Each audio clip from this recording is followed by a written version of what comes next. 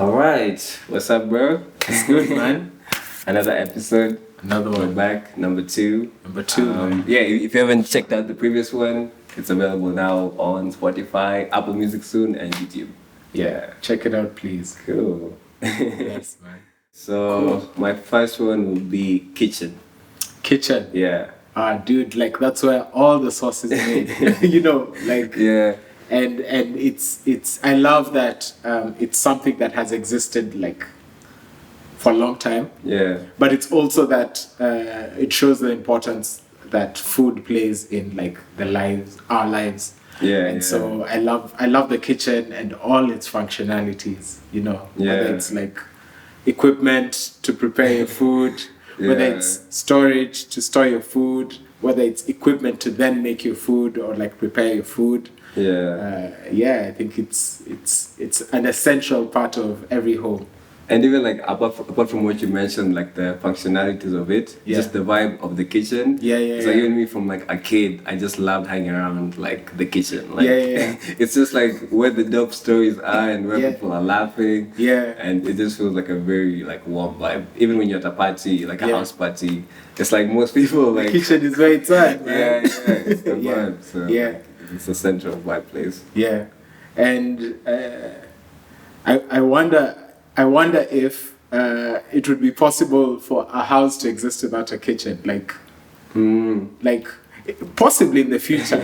Like if we're eating out all the time, and like if it becomes more convenient to order in or just access food from an external place. Could we do without a kitchen? I think we could actually, now that you mention it, like if we had, how like now there's air fryers that do like cook food, like I don't know, like a million types of food, even like dessert and stuff like that. Yeah. So now like occasionally could just be like just the air fryer.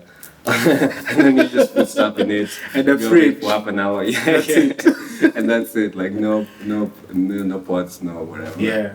Yeah. That would be fake though. Yeah. You want some love. It's Yeah. and I actually like the kitchen because it's like there's alchemy that happens there. Like you go in with this raw ingredients and like love and the thought of preparing something for other people.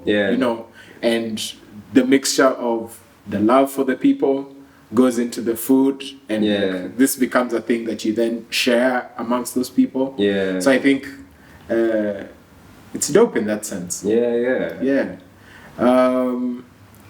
Mine would be like peace, and like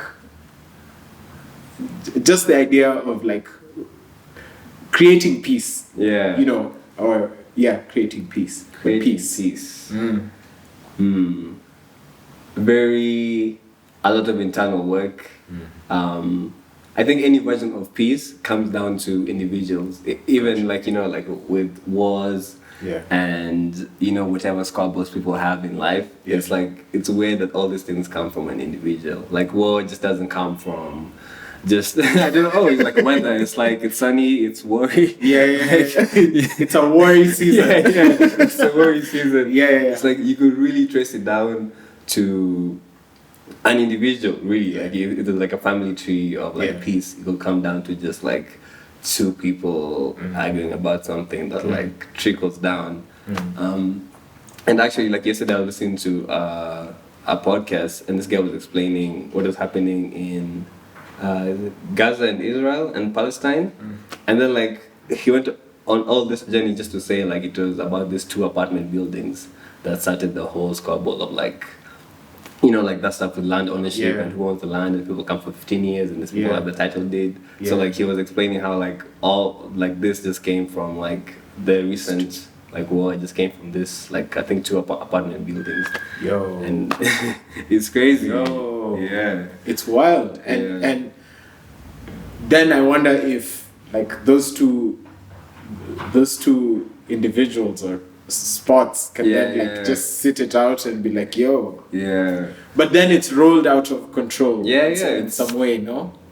I feel like that's the thing. Once it leaves the individuals then now it's just like like what you call like a ball rolling down the hill. Like it just gets bigger, and it's like it doesn't matter where the ball, where like the stone came from. Yeah. It's like this stone is like rolling down the hill now. Yeah. But if these guys came out and like agreed, yeah, do you think it would change anything?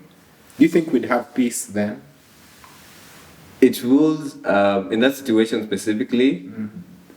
The guy was saying it's just like it's a bit complicated right now, because with individuals, like it's like if it's just 2 apartment buildings maybe, but then when it goes to a country and it's like maybe other countries, it's really, there's so many other countries involved, which is wild. But like to bring it down, I feel like peace is just internal, a lot of internal work, and like once you have that, I feel it gives you a leverage to get into stuff with like present and your full attention. And Gotcha. Dope. Cool. My next one is radio. Oh, I love the radio. In the sense that it was like one of the first like mediums, not the first, it's like the medium that I interact with the most. As a young, like as a kid. Right? So like at one point in time there was no TV at home. Right? And at one point in time, like all my siblings were in school. And like so then I'd go to primary school, I'd come home, my parents are working late, so I'd be there doing my homework while listening to music. And I feel like for me the radio shaped like a big part of who I am. In that like it always gave me like some kind of accompaniment to my life. Like it was always like it was the producer of the soundtrack to my life. But the idea itself is like really powerful because it's one of the mediums that transcends all. Like in terms of it has the widest reach. It has the most I feel like it has the most impact because of what it's able to translate or share with the world. So I love the radio. And like for me, as much as it's being phased out, I think one thing dope about radio that even as much as we have all these other formats that we don't get is the feeling that you're listening to something at the same time with somebody random from like wherever. You know what I mean? Like that feeling of just like you're listening to the radio and you're alone, but you kind of know like other people are enjoying this and listening too. Which doesn't happen now because it's like I'm listening to my Spotify at a different time of day. True. I'm listening to the song at a different time of day. I'm listening to this podcast at a different time of day than somebody else. And like I think that community feeling is what's dope about radio. Even though it's dying out, like it's But is it though? We were having this conversation, I think last year or the year before. And the idea, the proposal is that like it's fizzled out like on the grand scale. But then it also gives the opportunity for like community radio or like smaller clusters of people who want to share these moments, that you're talking about. I feel like that's the opportunity for radio to like extend its life. It's like now if you and I decide that we want to listen to the same thing at one time and we're even having this conversation now, it's like is it possible to create like a playlist that's scheduled over a day, right? That has like multiple information and ideas mixed with music and to just give the feeling of radio and to stream this thing, because then I think it has a chance to live. That's like a fire idea, and especially if it's curated well, like people will trust it. Where it's just like instead of having to go to this playlist, such for this song on Spotify, just any random time of day where I have time to listen, I just like put the volume up and accept where I'm at. Which is then going back to like the OG radio, the beginning of radio, really, exactly. Which is just like small communities like college, like just small areas of frequency that like people can access. So and curation that they trust. Exactly. I think it's fun. Like let's bring radio back. Like way back. Let's take it. Let's complete the loop. So my next one is release. Release. Release. Yeah, exactly. Like just the word itself, you know, like maybe you want to release. Man, like I feel everyone should have their own version of that, you know. As much as we push, you know, like meditation and things like those, it's whatever version of it that like generally brings people that feeling of release. We should accept it, you know. For some people it might be like just coming home, putting on the video game, just like, oh dude, like tune out. Like, you know, and some people is, you know, meditating in the morning and getting into a zone. And like it's very, very important. I think I'd like to like then create a segment within this flow, right? That like maybe it would be dope for like anyone who's listening or watching this to share with us like how they release or ways within, like ways to release. Give us like just share with us. I think that would be dope. What do you think? That's fire. That's fire. Yeah, so share with us like in the comments with whatever version of release. My form of release is like drawing. Like some kind of like activity, like whether it's sports, though I'm not very active in sports now, but like sports was like a good form of release for me. But my primary release is like drawing and art related work. I'm not sure what mine is, to be honest. Because maybe I have like small different ones during the day at different times. You know, so in the morning stretching, of course, for me, and then having breakfast and listening to music. Either like if it's sunny, then like I'll have the breakfast in the sun. If not, I'll just listen to like dub music, and that's sort of like a good start to like the day. That's dope. Bless. Cool. Let's get to anime. I know you love it, so so I feel like I've loved anime all through my life. But I didn't start watching anime like until last year. And like everything that I've watched has just like built my love exponentially for anime. The first I think I've watched 4 now in total. I started with the One Punch Man, which was like superior. Cowboy Bebop. I'm not even like an anime stan like that, but like I'm a stan for Cowboy Bebop. And currently One Piece. Though like my favorite is what's it called? Akira. Because it's just like the most for me it embodies the power that anime has in that I love that it's a cartoon. It's cartoonish in its presentation. But I love that it's very fluid in that like the style isn't always the same. You know, like they can deliberately switch the visual style or visual language of the story to present like a very specific emotion. Like what you see doesn't necessarily have to be consistent throughout the thing, you know. And I really love that it's like cartoons made for adults, but like it also transcends, like it's just universal storytelling. I don't know about you. And just for me, the lighting of Akira is crazy. For me, it's one of just the best things I've ever watched, you know, in any genre of film or movie. It's just up there, like, and actually, I don't know if you've seen the Kanye West video where he bases the video on like Akira. Like he has scenes where he takes from Akira, and like the whole video is like this is stronger, no? Is it stronger? Yeah, I think stronger is like when he's in the hospital. Tetsuo, is he? What's his name? Tetsuo. when he's walking out like in this corridor, it's stronger. Oh shit, and it's so iconic. In that like it's just iconic. Yeah. You're not even like just watch Akira. Yeah. Read Akira. The comic books are really dope as well. Yeah. They're equally as cinematic, but in frames. Yeah. I really love it, man. So.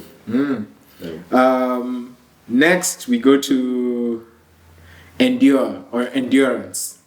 Endurance. I feel like humans, we can endure so much, like on a crazy level. Like, so somebody somewhere in the world has gone through or is going through something that's like, you can't even imagine it. When you hear stories of, I don't know, people going to like maximum prisons and like those stories over there, people come out of it like alright, like, okay, probably not alright, but like they're still with us. And like it's crazy how much we can endure, like as humans. Like, it's our bodies are like, throughout, like the fact that like we're here, it's mad, like there's like somebody made like a chart of what it took you to be born. So it kind of goes to, okay, your 2 parents, your 2 grandparents, 4 grandparents, and then maybe like 8 grandparents, and then 6, and then it goes all the way up to like 400. And then it was like, okay, the chances of you being born, it was like a crazy percentage. Like, all these things had to happen for you just to be born. Like, generations of like family just for you to be here. And it's mad. Like, we're already kind of like one being here, to be honest, To be alive is a gift. Yeah. Because it took so much to get to this point. Yeah. I really like that. Yeah. I watched this film last weekend. Yeah. Borderline to like it's not even sad. It really provoked me because it was a story about like women in relationships. Yeah. It was part of the Nairobi Film Festival. It's called Binti, based in Tanzania, and it's the story of 5 different women and like just how much they have to go through to be able to exist. And it's such a powerful film because there's like the pressure that society places on them, the pressure that their partners place on them, the expectations that like people in like just the world has on them, and the fact that they're still able to like exist, in the same, like after all this shit, they're still able to exist. I feel like it for me, it just had me thinking, and like my mind is just like, why do we have to do anything that's like oppressive to anyone, or like why do we have to put, and I'm not saying it's only in women, men also experience this, and I'm just like, can we just like squash this thing, so that like our endurance can be built on other things, like survival, and we're not the ones perpetrating, like we're not the ones like forcing or like putting anyone under pressure to exist. Let it be that there's this new species of like animal that's hunting us down, and that's the thing that we then overcome, rather than do it between ourselves. And like on that topic, because I was talking to a friend yesterday, what's your idea on like the tortured artist? Or like great art coming from great pain, and what do you feel about that concept? Oof. Because for me personally, I feel I'd rather,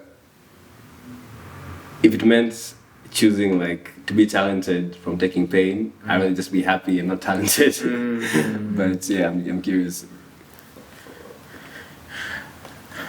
I'm going to say it's like the idea of the tortured artist is for me, or is like a mental thing. And not to reduce it to simplify it to that. But I feel like it's a lot of time it's your mind state, because if you hold yourself as a struggling artist, right, or if you think that you're a struggling artist, then you become a struggling artist. Even when you're successful, you feel like you're still struggling through the thing, you know. So if I was to choose, I'd definitely choose to be like happy and like not talented at all. Exactly. Because then my mind, if I'm happy, then it means my mind is at ease and I'm just like calm and I'm like enjoying life. You know, which is the purpose, no? Yes. Yeah, dude. Exactly. So in that sense, like there's some kind of like grip or understanding of what your life can be. And you're in control of that. And I think that's like mastery or like some form of mastery, you know. So mastery. Or master. Mastery, master. I think it's the result of routine. Like I think mastering something is just like the result of like routine of a period of time and like successful like altercations in the routine, not just doing it, but like when doing it, like altercations that are happening. Because you can show up for something for 10 years and not get anywhere with it if you're not like altering it, like you're just showing up. If you just come and bounce the ball today, tomorrow, next year, maybe next year I switch up to this other hand. You see, I'm not really like altering much. But if like every month I'm like, oh, let me, you know, try this, let me try like a jump shot, let me try, you know, like a layup and stuff. Then that's where I feel mastery comes from. It's a vibe. I think like in the context of, I was thinking about it like last week, because there's this project that we're working on, or that we worked on. It's a Kenyan music project. It drops next week. It's fire. Sick. But the thing that I'm drawn to the most is like the fact that the people that we were working with are artists who've like taken time, you know, have worked over this period of time. And they've kept like elevating who they are. And the fact that all these artists can come together to create something that's new is like dope, and that we need to appreciate also like people who are like masters in their craft without, not in the sense of like worshiping them, but like pushing them or propelling them, because it's essential for like just opening up the possibilities of what could be. You know, like any master, like we were saying, like Da Vinci has impact until now because of how he was able to like show up, but also always elevate what he was presenting to the world. You know. So dude. And like I feel like a reminder that God exists is this mastery from people who don't have as much as routine. You know, like these kids who are just like they're born with that thing where this kid just kind of knows how to play the piano. He just like I don't know where that comes from, but you know, that's existence of God and like higher powers. But it's also interesting that like mastery, apart from, I know I mentioned routine, but a gift in a sense. So talking about crafts, since we're talking about like you know, that knitting. What do you think of knitting? Dude. It's the next frontier for me. Because I think it's dude, I loved craft. First of all, and I loved that like as kids we had this decorations in the house, dude. And I love knitting. I think it's therapeutic.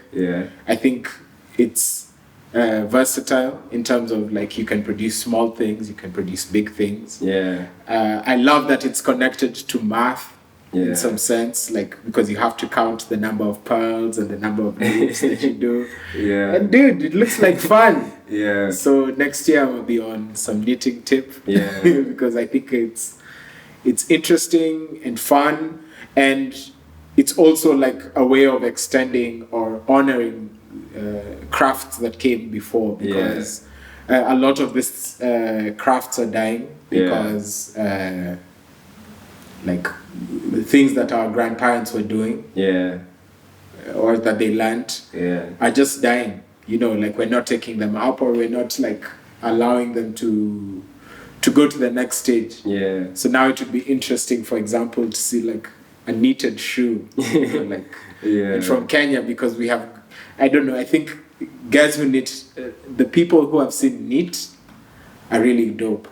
So it's like how I'd really love to be in a position where we can create something artistic and beautiful and functional and elevate the craft that is knitting.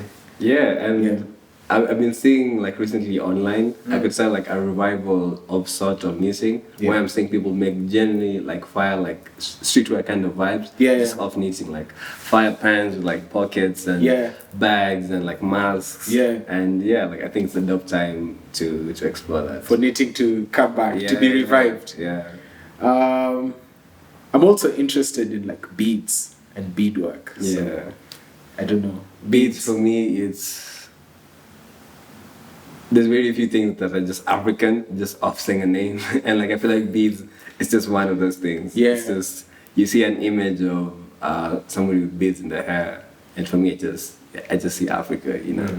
And I found out that beading was one of like the first or the earliest form of trading that we did. Which is so fire. Like that's just so sick. I wish we were still doing that. Just like because it's like beauty is currency. The thing that we held as beauty, or that accentuated who we are, was the thing that we chose to trade with, which is fire. I think it relates to the idea that like the thing that's most beautiful, or the thing that we cherish aesthetically, could be the thing that we then share and hold value for and exchange. And I love that it was also using like they were made from like natural materials. You know, ostrich shells, like mud. These days we recycle paper and like you can make beads and like cool, it's busy. That's fire, man. Cool. Do you have any more? Nah, I think that's it, man. Okay, cool. Bless G. Another episode. Another one.